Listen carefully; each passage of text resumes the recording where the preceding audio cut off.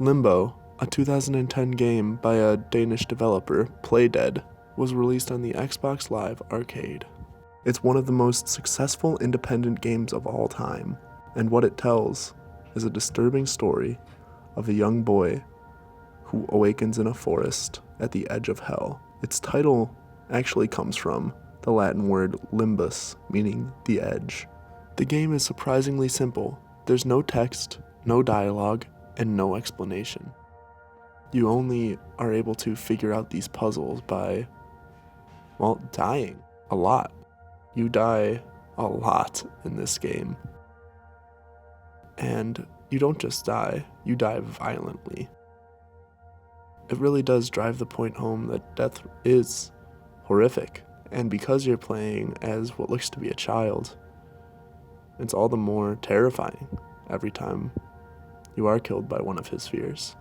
He faces drowning, darkness, spiders, and in the end, death all over again.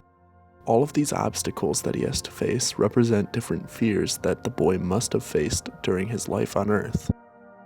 This boy has died and is awakened in Limbo. It's the world between life and death in traditional Christian philosophy.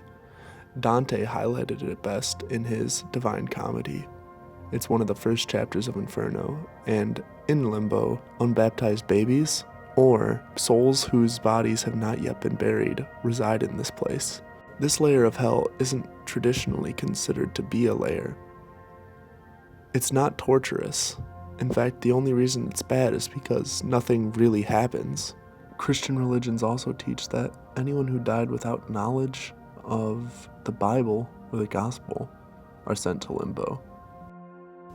Ancient Greek philosophy holds that Limbo is just Elysium, an enormous field where you just hang out. Just think of the word limbo without its religious connotation. It means held up. The game plays with this in its states of death. You're constantly being held up. The only way to overcome this is to keep pushing on, to keep dying, and eventually the game ends exactly where you started. The game's ending is left wide open for interpretation.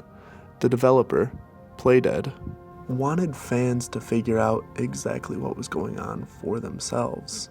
A lot of people believe that the game is an interpretation of some kind of religious purgatory.